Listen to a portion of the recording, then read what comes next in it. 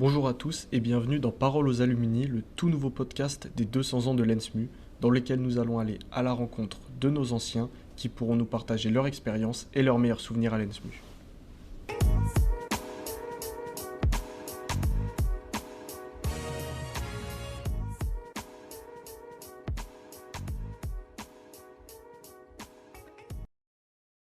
Aujourd'hui, nous nous retrouvons avec Audrey Fortunato. Est-ce que dans un premier temps, vous pouvez vous présenter un petit peu pour tout le monde? Oui, bien sûr. Donc, je m'appelle Audrey Fortunato. J'ai 29 ans. J'habite à Sierentz, donc en Alsace, qui est un petit village entre Mulhouse et Bâle. Et du coup, je suis entrée à l'ENSMU en septembre 2012. Bientôt 10 ans, c'est fou. J'ai été diplômée donc en 2016. Au niveau de mon parcours professionnel, donc on va dire ma première grosse expérience professionnelle, ça a été mon année de césure que j'ai eu l'opportunité de faire entre ma deuxième et ma troisième année à l'école. C'était un stage de 1 an à l'étranger. Donc j'ai travaillé pour une entreprise pharmaceutique qui s'appelle Janssen. C'était en Belgique. J'étais chercheuse en chimie, qui est toujours mon travail actuel. Je pourrais vous en parler un peu plus. Voilà, donc ça, c'était vraiment mon premier grosse expérience professionnelle pendant mes années d'école. Donc, c'était vraiment une super opportunité. Et après, quand je suis revenue du coup à l'ENSMU pour ma troisième année, j'ai choisi donc l'option, c'était chimie organique. Et après donc les 6 mois d'école, j'ai dû donc trouver mon stage de fin d'études. Et donc j'ai été stagiaire chez Syngenta, donc qui est mon entreprise actuelle. J'y travaille toujours. C'est une entreprise qui fait des produits phytosanitaires, donc autrement dit des pesticides. Depuis mon stage de fin d'études, en fait, je bosse chez Syngenta, donc voilà, ça m'a permis de trouver mon travail actuel et puis de commencer ma carrière dans le travail de chercheuse. Voilà un petit peu mon parcours jusqu'à maintenant. On va reprendre un petit peu au début.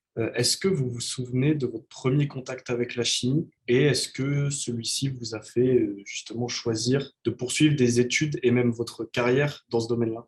Alors, mon premier contact avec la chimie, c'était au collège, quand on a des cours de chimie.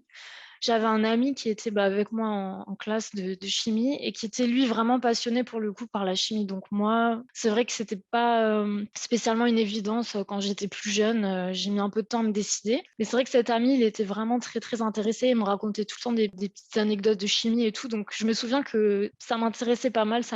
Voilà, je me disais, ah, c'est intéressant, il en sait beaucoup. Et puis ça apportait un petit plus, on va dire, avec le cours. Personnellement, je me suis rendu compte un peu que la chimie, c'était vraiment partout dans le monde qui nous entoure, voilà, comprendre un peu la matière, l'infiniment petit et tout. Donc, je pense que c'était à partir de ce moment-là que j'ai eu vraiment ce premier contact et ce premier intérêt, on va dire, pour la chimie.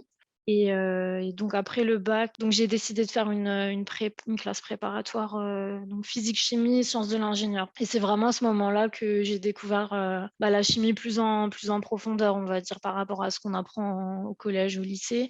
Tout ce parcours, ça nous amène à aujourd'hui, à votre métier actuel. Mhm. Est-ce que vous pouvez nous en dire un peu plus sur les différentes missions et actions que vous menez?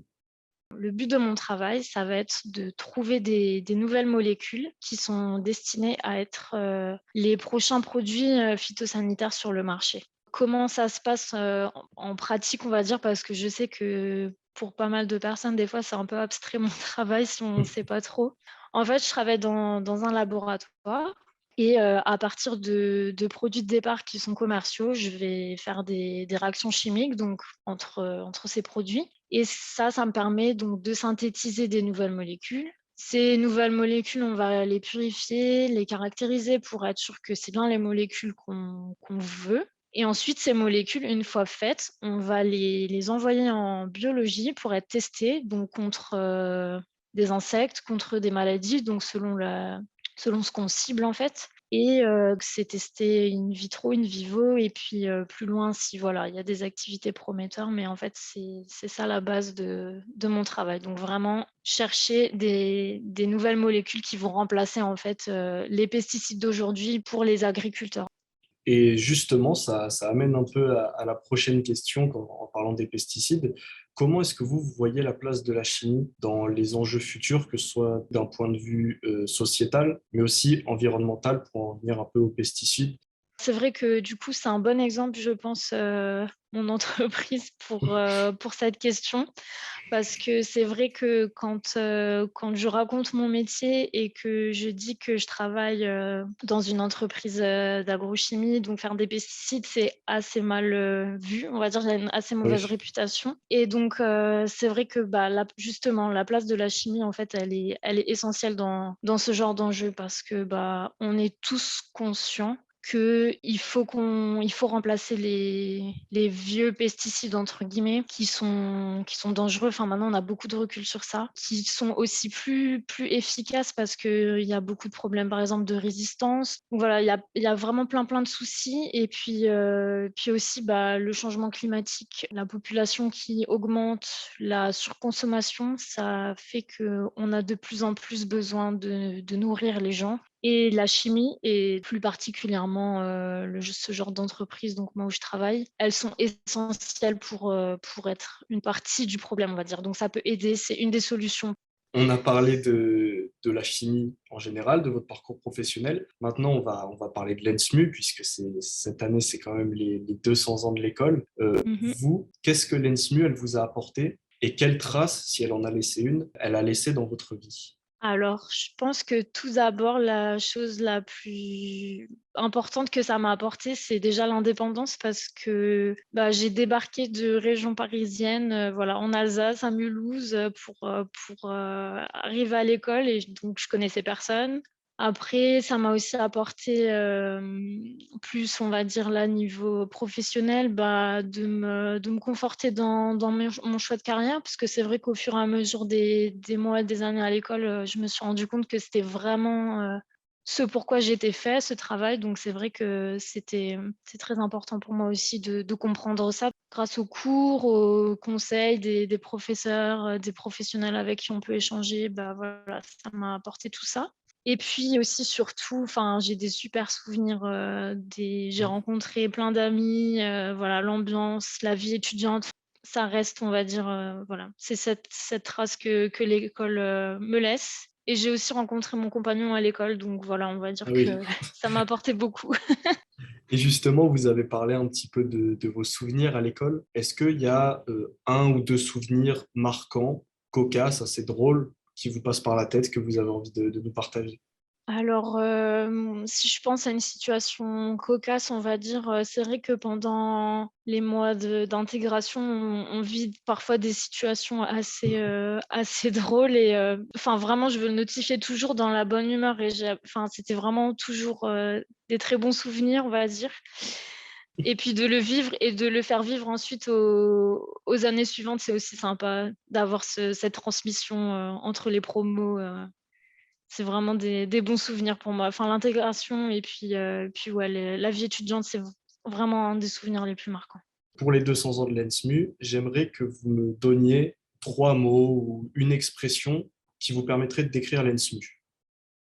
Alors, ouais, par rapport à l'histoire de l'école, il y avait un mot qui m'est venu, c'est la diversité parce que c'est vrai que ça m'a marqué quand je suis arrivée à l'école. C'est qu'en fait, on vient tous donc on a une énorme promo, on vient tous de différents endroits de France, différents parcours et du coup, c'est riche en expériences, de par cette diversité. Donc c'est vrai que ça, j'avais apprécié. Je pense que, ouais, ça m'évoque bien l'école et son histoire, en fait.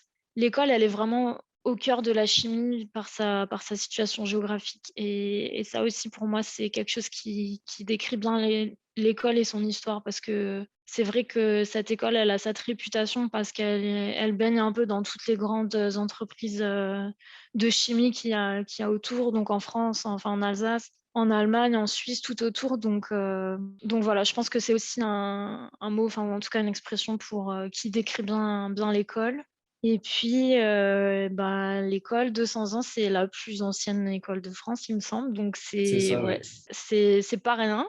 L'histoire en elle-même, ça a traversé, bah, les guerres et d'autres événements majeurs, donc je trouve que c'est une chouette école et puis voilà, d'avoir cette force, de ces 200 ans, c'est pas rien, quoi, je pense, par rapport aux autres écoles de chimie de France. Je vous remercie beaucoup, Audrey, d'être venue nous parler un petit peu de votre expérience et de l'école. C'était vraiment un plaisir. Merci à vous, c'était aussi un grand plaisir pour moi de, voilà, de me remémorer un peu tous ces souvenirs. Enfin, c'est vrai que c'est sympa et j'ai hâte d'entendre du coup les expériences un peu des autres alumni.